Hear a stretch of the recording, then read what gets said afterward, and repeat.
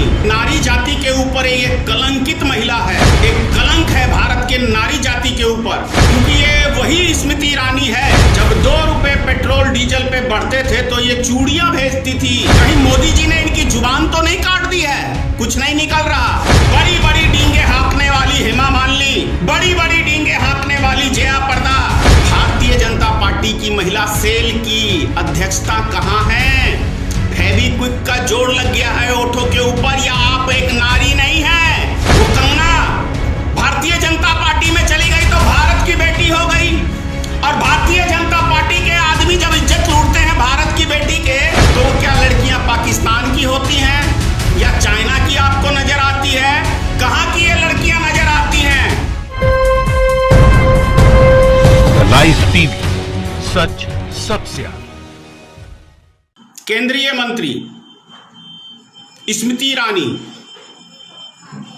यदि ये कहें कि नारी जाति के ऊपर एक कलंकित महिला है, एक कलंक है भारत के नारी जाति के ऊपर, तो मैं नहीं समझता हूं इसके अंदर कोई गलत बात कह रहा हूं मैं, क्योंकि ये वही स्मृति ईरानी है जब 2 रुपए पेट्रोल डीजल पे बढ़ते थे तो ये चूड़ियां भेजती थी भारत सरकार को, यानी मनमोहन सिंह की सरकार को।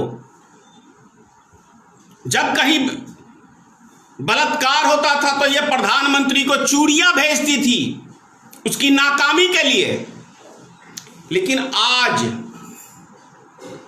जब उत्तर प्रदेश हाथरस के अंदर इतनी बड़ी घटना हो जाती है, पूरा देश में आक्रोश है, पूरे देश की जनता रोड पे है, तो स्मृति ईरानी के मुख से एक शब्द नहीं निकलता है, एक शब्द नहीं निकलता है।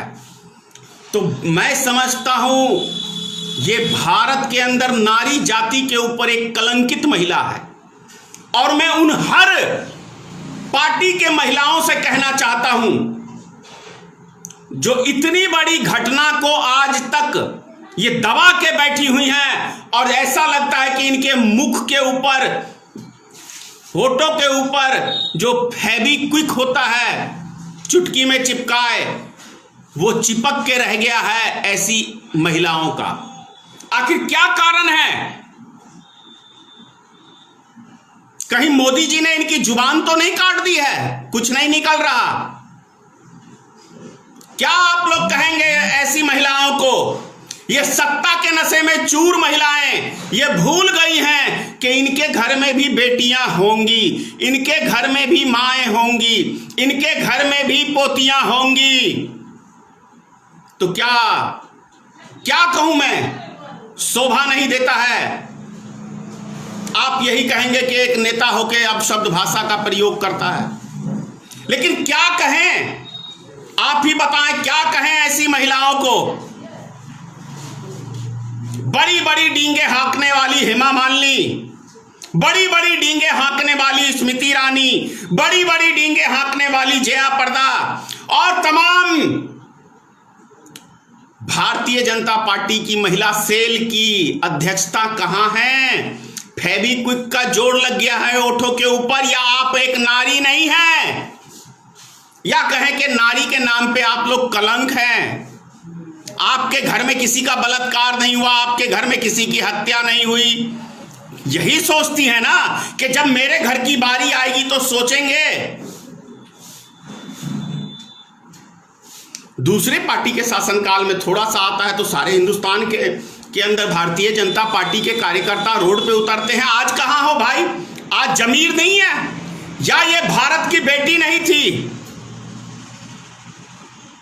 वो कंगना भारतीय जनता पार्टी में चली गई तो भारत की बेटी हो गई, और भारतीय जनता पार्टी के आदमी जब इज्जत लूटते हैं भारत की बेटी के, तो वो क्या लड़कियां पाकिस्तान की होती हैं या चाइना की आपको नजर आती है? कहां की ये लड़कियां नजर आती हैं? इसके ऊपर भारतीय जनता पार्टी का जमीर नहीं है उनके कार्यकर्ताओं के अंदर? आत्मा मर गई है, या सिर्फ जय श्री राम वोट के लिए ही पैदा हुए हो? वो हिंदू नहीं थे, जिसकी 4 भारतीय जनता पार्टी के कार्यकर्ता के यानी कि जिसके साथ प्रधानमंत्री की फोटो है, योगी आदित्यनाथ का फोटो है, राजनाथ सिंह के साथ फोटो है, रसूख वाला आदमी है, तो इनके खिलाफ कार्रवाई नहीं होनी चाहिए। ये प्रधानमंत्री बलात्कारियों का साथ देते हैं या देश की जनता के साथ देने के लिए बने हैं, ये तो कहना पड़ेगा। योगी आदित्यनाथ को कहना पड़ेगा कि हम बलात्कारियों के साथ हैं। वैसे तो है साथ, इसका तो प्रमाण हो चुका है साबित। इससे बड़ा कौन सा प्रमाण चाहिए कि एक गरीब लड़की की लाश को रातों रात जला दिया। इतनी डर गई सरकार।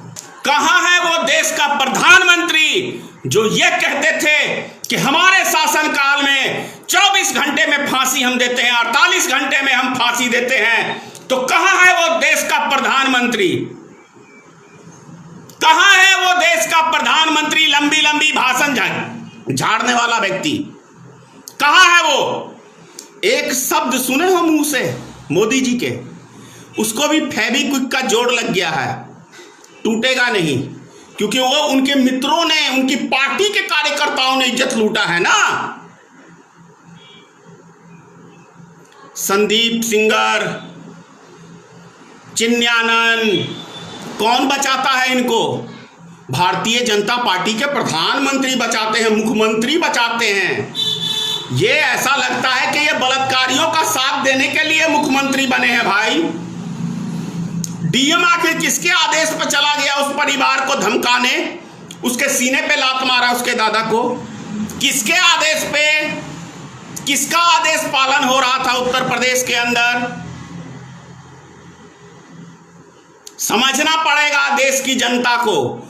और जिन भारतीय जनता पार्टी के अंदर कार्यकर्ताओं में जमीर है, आत्मा है, मैं उनसे पूछना चाह रहा हूं, या यदि आपकी आत्मा मर गई है, जमीर मर गया है, या किसी मानव से प्रेम नहीं है, एक पार्टी से प्रेम है, तो मैं कह नहीं सकता। लेकिन यदि आत्मा और जमीर भारतीय जनता पार्टी के कार्यकर्ताओं के पास है जिंदा, तो उस नारी के लिए आवाज उठाइए, विरोध करिए अपने पार्टी का, आप विरोध करिए। यह हर एक भारतीय का कर्तव्य बनता है, चाहे वो किसी भी राजनीतिक दल का सदस्य हो। यदि उसके सदस्य गलती करते हैं तो उसका विरोध होना चाहिए, उसके खिलाफ रोड पे पब्लिक को उतरना चाहिए, उसके कार्यकर्ताओं को उतरना चाहिए। हो सकता है आज उस गरीब की बारी थी, कल हो सकता है आपकी बारी हो, आपकी माता बहनों की बारी हो, तब रोड पे उतरेंगे। तब तो कोई साथ भी नहीं देगा आपका, कोई साथ नहीं देगा। आपको समझना पड़ेगा, एक एक नागरिक को मैं कह रहा हूं, भारतीय जनता पार्टी के देश की जनता से एक एक नागरिक रोड पे उतरे। और जब भी किसी गरीब आदमी के ऊपर अत्याचार होता है तो प्रधानमंत्री के मुख से एक लफ्ज सुनने की देश की जनता तरस जाती है।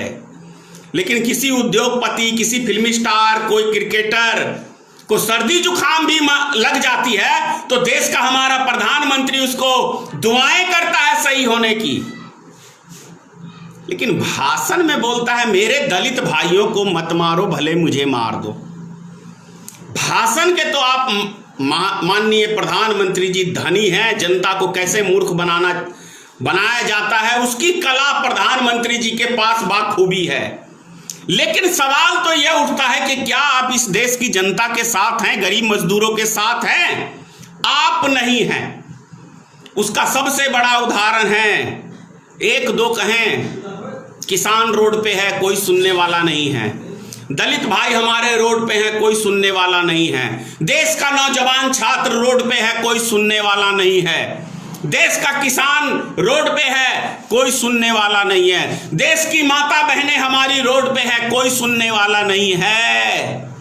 ये सरकार यदि सुनती है तो उद्योगपति की सुनती है और अपने बलात्कारी साथियों की सुनती है, उनकी पैरवी करती है। और जो न्यूज चैनल वाले इनकी दलाली करते हैं और कोर्ट यदि इनको फटकार लगाता है तो रातों रात उस कोर्ट के जज का ट्रांसफर हो जाता है या उसको नीचे डिमोशन किया जाता है। तो ये है ये सरकार, ऐसे चलाएंगे ये सत्ता, ऐसे चलाएंगे ये देश। क्या आपने इन्हीं चीजों के लिए मोदी जी को वोट दिया था? मोदी जी, क्या इन्हीं चीजों के लिए आपने जनता से मत मांगा था? सवाल तो उठेंगे, सवाल का जवाब भी आपको देना पड़ेगा। आप भाग नहीं सकते हैं माननीय प्रधानमंत्री जी, अपनी जिम्मेदारियों से आप मुख नहीं मोड़ सकते हैं। जनता सवाल पूछेगी। और ये न्यूज चैनल वाले जब कोई मुद्दा बहुत हाईलाइट होता है तब ये बेशर्म की तरह एक दिखाते हैं कि हम हमदर्द हैं, हम निष्पक्ष करते हैं। साल भर में एक दो कोई ऐसा पॉइंट आ जाता है जहां पे ये मीडिया अपना रोल अदा करते हैं, नहीं तो कहां है पूरे साल? देश का किसान रोड पे था, कोई मीडिया में खबर नहीं। इतना बड़ा घटना हो गया, स्टार्टिंग में मीडिया दबाए हुआ था। जब सोशल मीडिया पे खबरें ज्यादा वायरल हुई, सोशल मीडिया पे जब ज्यादा खबरें वायरल होती हैं तब न्यूज चैनल वाले खबरें उठाते हैं। इसीलिए तो हलफनामा प्रधानमंत्री ने सुप्रीम कोर्ट में दायर किया कि हमें इलेक्ट्रॉनिक्स मीडिया से कोई शिकायत नहीं है, क्योंकि ये हमारी तो दलाली करते हैं, हमारे तलवे चाटते हैं। हमें दिक्कत है तो सोशल मीडिया से है, क्योंकि इसके अंदर हमारे खिलाफ सच्चाई दिखाई जाती है। जो जनता, जो देश में हो रहा है वो दिखाया जाता है। ये हमें बर्दाश्त नहीं है। हमारी जुमले सुने देश की जनता, तो समझना पड़ेगा देश की जनता को कि आखिर हम लोग जा कहां रहे हैं। क्या ये ही चीज के लिए देश की जनता ने मत दिया था? आपको सोचना पड़ेगा।